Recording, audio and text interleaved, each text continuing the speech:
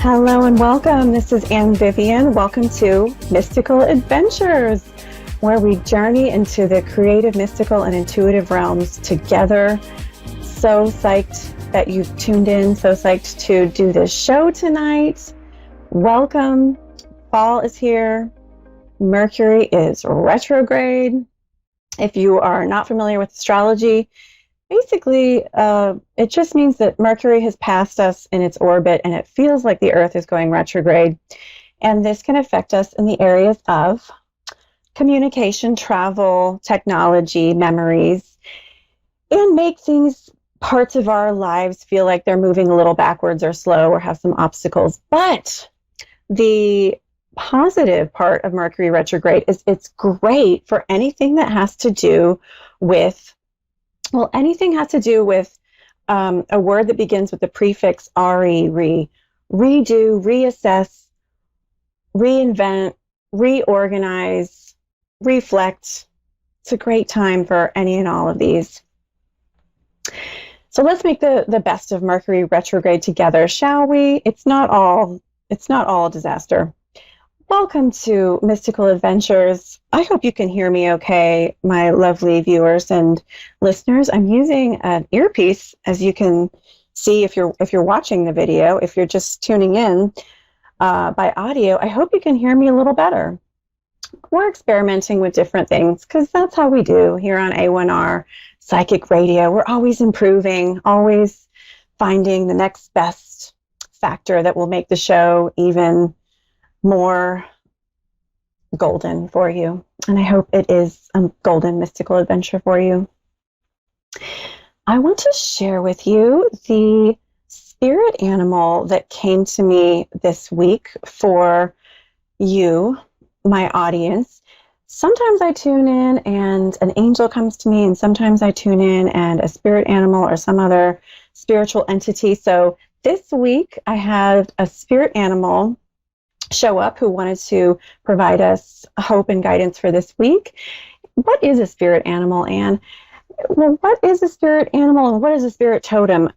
Well, if you ask different people, you're going to get different answers, but I'm going to give you the answer as I understand it.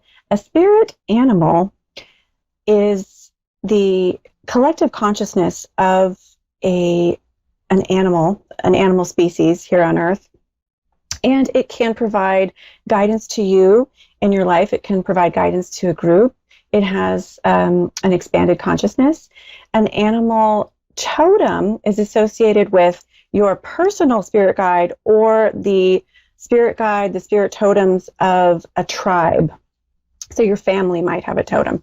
So the spirit animal that has come this week is hippopotamus. All I want for Christmas is a hippopotamus. I believe that's a song from elder years, and I believe it's pretty funny. So check it out. Hippo has come to us. Hippo is a beautiful, divine feminine energy. I think of the Fantasia scene for the Disney movie Fantasia, in which hippos are enacting a ballet scene. Hippo is a beautiful, divine feminine goddess energy, and hippos swim in the rivers. They are known as the river horses. And Hippo is guiding us to trust the waters. You don't need to know everything to flow with it, and flow with the current. Don't flow against it. This will help you to manifest this week. This will help you to create what you want to create. Don't resist. Resisting. She's guiding us to work with the flow of the universe and with nature, which might have a backwards flow this week with Mercury retrograde, in order to make the best use of the energy and resources presenting themselves this week. To remember that you don't have to know everything about the river that you're swimming in order to navigate it. This is very relevant to what I wanted to share with you tonight. So thank you so much, Sacred Hippo. Blessings to you. I wanted to share with you something that happened to me this week and related to trusting And then I wanted to talk a little bit about how we can use our intuition to help us stay connected in these socially isolating times. And I definitely want to save some time for a call or two. That's right, Dave. I said two. So let's start with trusting your intuition. So this week, I was meditating. I meditate every day. And in my meditation, I received guidance that I would be receiving some offers and invitations, and I would receive an offer that was not good for me, that I needed to decline. Naturally, throughout the week, I was worrying a little bit and paying attention, but also trusting and also tolerating not knowing what this intuition meant. And I received a number of different kinds of offers and invitations, as one does. And I wasn't sure which one it was. Lo and behold, at the end of the week, my friend and I went out to dinner, and turns out she is in contact with some of the parties involved regarding one of these offers, and told me about the energy of these parties, which was obviously not a good energy for me to be involved with. It was quite obvious after she told me about this party. And she was apologetic, and she said, "Anne, I'm sorry. I really didn't want to ruin your evening." And I said, "No, you helped me understand which offer this was. And now I know, so I can let it go." And this is what we need to do. I feel like in so many instances when our intuition is presenting itself, we dismiss it. We don't know what it means. We can't see exactly what the river holds. We can't see exactly how this will fall into place. And if we just trust and tolerate the not knowing, we can help acknowledge our intuition, actually help use it, and actually help grow it.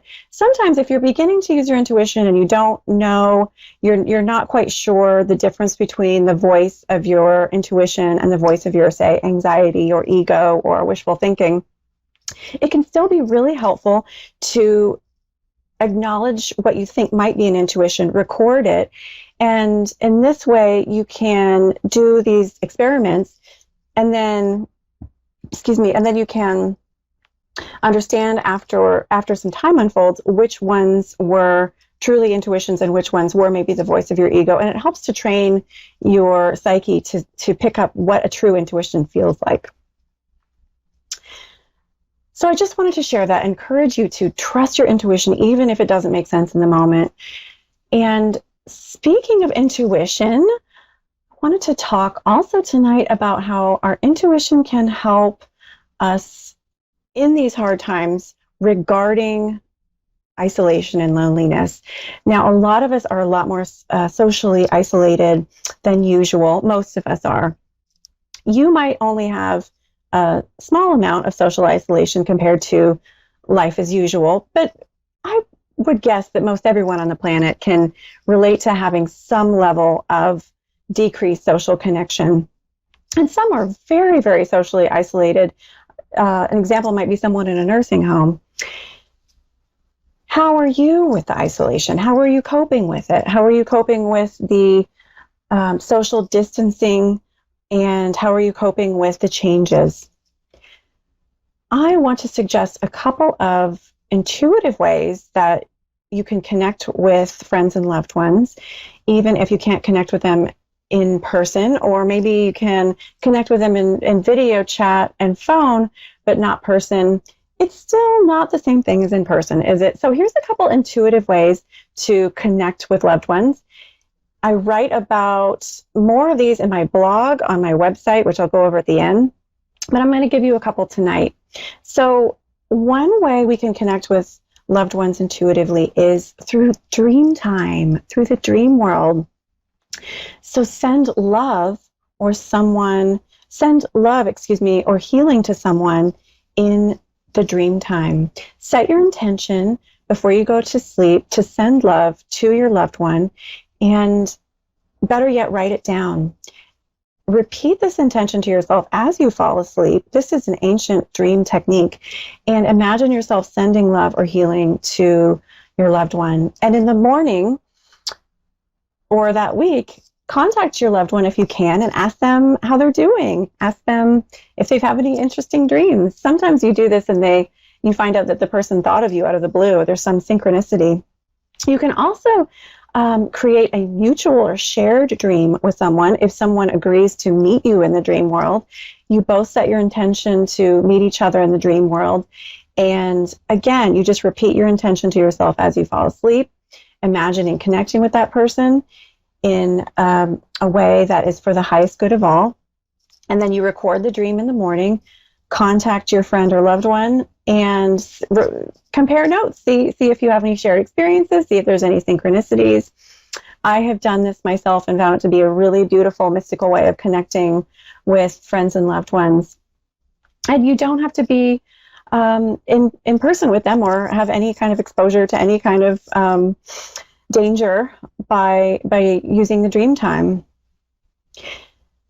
The second suggestion I want to give you is to just sit in meditation and hold the person's consciousness in your mind and ask your higher power, God, Spirit, the angels, higher self, the best way to keep the connection with this person.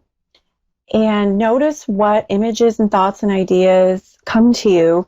Notice if you get an understanding of a better way to connect with this person or a new way to connect with this person. Maybe you get intuition, I'm going to send them a greeting card, and that might really make their day. Something even small can really, I think it has all of these small little gestures have a big impact. So if you'd like to read the rest of my suggestions, please head over to my website, creativepsychestudio.com. Creative Psyche is spelled creative and then PSYCHE studio.com. I think it's about time in the show for us to shift gears. And I see that we have a caller, Sienna, in Saskatchewan, Canada. Hi, Sienna. Yes, hello. Hi. Hi. How are you doing tonight? I'm doing good. How are you? Good. We're discussing connecting with loved ones. Do you feel like you're connected with loved ones during this difficult time? Somewhat, yeah.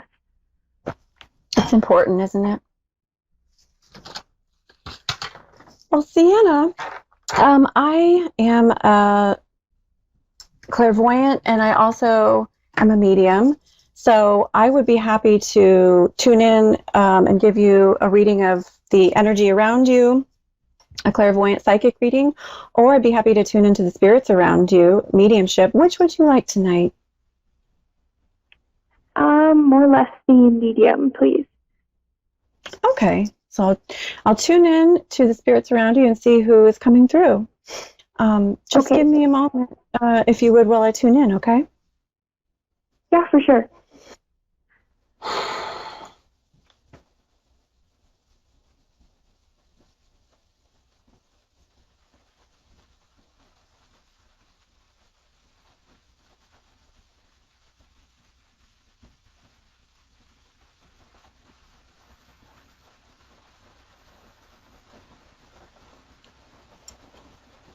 I'm getting a couple of energies. I don't know if this is the same person or different people. I'm getting male energy, and Yeah. I'm getting someone who is associated with cars, who either like to travel or work on cars. I'm not sure. It could be my brother. Okay. I'm also getting an energy, the intuition that this person was very goal-oriented and very, definitely had things that he wanted to achieve and focused on achieving those goals, that kind of personality. Yes. Is that the brother? Yeah, I would say so. Okay. And is there something about brother and travel or long distance or cars? He was 2 provinces away from us. One more time? He was 2 provinces away from us. He lived So he two didn't provinces travel. away from you, Yes. which is kind of long distance. Yeah. Got it. So let's tune in. Let's tune into this is brother, you said. Yeah. Yeah, I'm sorry you lost your brother. Let me tune in to this brother. Thank you.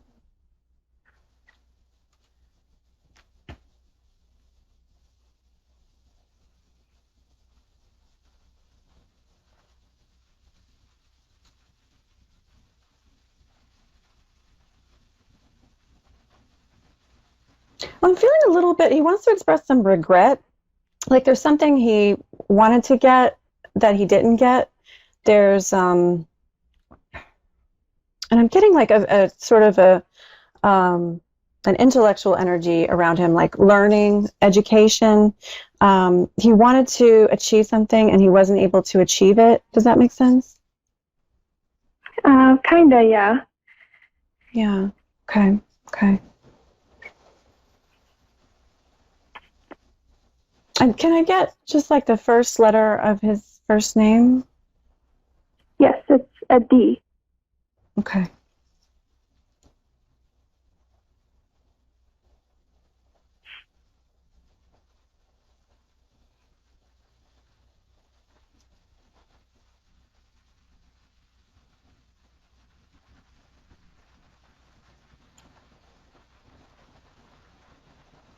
So it seems I get the feeling, Sienna, that he really enjoyed himself and he enjoyed life. He wants you to know while he was here, and he wanted to include you more, but he was a little bit involved with himself, if that makes sense. He wished that it was not just him, that he included you more. Does that make sense? Noted.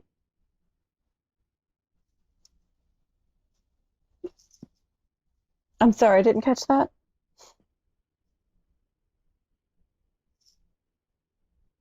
Does that make sense, Sienna? Sorry, it cut out a bit. I didn't hear. Oh, that's okay. I was just saying, I get the feeling that he enjoyed life quite a bit, and he was really like involved in his own sort of his own life, but he wanted to, in a positive way, but he wanted to include you more, and he just wanted us to acknowledge that. And it's like Yes. he wasn't, yeah, and he wasn't afraid. It's like he wasn't a shy person. He was good with a crowd, and he was good with, like not schmoozing with people, but he was good at connecting with people and being more outgoing. And um, he's just showing me kind of his personality. So, but he wants you to know he was thinking of you, even if he wasn't reaching out to you while he was here. And I'm tuning into his relationship with you. He wasn't very flowery or sweet. He was more, he'd tell you what he was thinking, yes. Yeah. Yeah. And he enjoyed your company quite a bit, Sienna, and I feel like sometimes he wasn't sure, he didn't know how to respond sometimes to you or understand exactly how to connect with your energy. He wasn't really good at like filling in the gaps. So like if you didn't say something, he wasn't able to intuitively understand what like read between the lines. He wants to let you know, but he wanted to understand you, and he wanted not to have these gaps that you seem to have, and he wanted to connect with you and include you more. Does that make sense? Yeah, that makes full sense. Yeah. Yeah. And I'm asking him to give you something else so you kind of know more what he wants to give you, so you know it's him.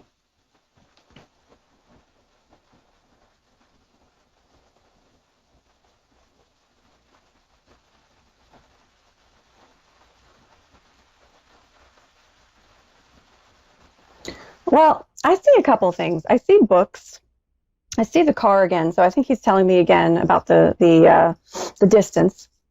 I see books. There was something with him with books and maybe learning, but I also feel like he's saying he um,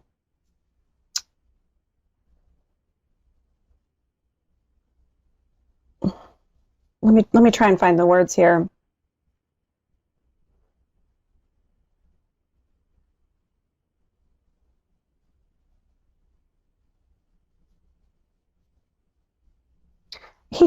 I feel like it's funny because it's like he wants you to know he was good at sort of communicating, being direct, but he wasn't really good at telling you, like giving you permission to come over, if that makes sense. He could tell you things very directly in one way, but he's saying he also struggled with finding